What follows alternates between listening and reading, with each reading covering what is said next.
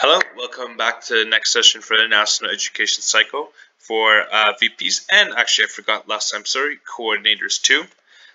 So I'm your FASTY Alex, and for this session we're actually going to be talking about the VP's role in the exchange standards, or coordinators, sorry. We actually talked about earlier more about exchange standards in the team member academy or education cycle. So if you want to learn more about exchange standards and what I explained there, you can check there. But I assume as VPs, you already know exchange standards, so I won't talk about it. I will just talk about more about your role. So how to get it complete, because that's the main thing you should be tracking and thinking about. So how to get it complete, as you most likely know, is fulfilling the standards and making sure you fulfill 14 out of the 16 non-mandatory standards. And it's very simple. It's essentially just a matter of fulfilling standards and making sure your team leaders, team members have clear communication and expectation settings set with the host entity and their EP. And it's very important then for you to be tracking all of this. And some of the best ways to be tracking is, of course, through EXPA.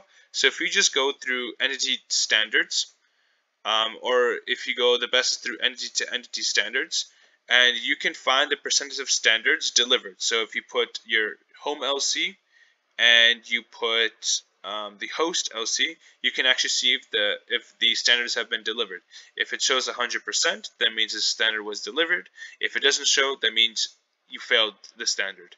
Okay, and you want to make sure that when you go through the 14 mandatory standards, you want to make sure that all of them are 100%. If they are, then it's completed. And it would also say on EXPA if it's completed. But yeah, you can find the and actually on EXPA you can actually go there and it gives you more information about it, but it's very simple. You just go to EXPA entity standards analytics and you can find everything there.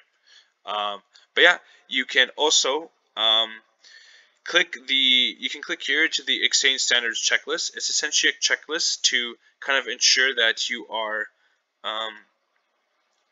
ensuring that every single standard is being tracked by the EP. And actually, if you already have a tracker, it's good, but you can use this tracker to kind of give you inspiration in creating a tracker for exchange standards. So you can create this, you can use this one or create one, but it's something really nice and looks super cool, and tracking every single standard with your EP, and something your team members and team leaders could use too. So thank you so much, and I hope you enjoyed.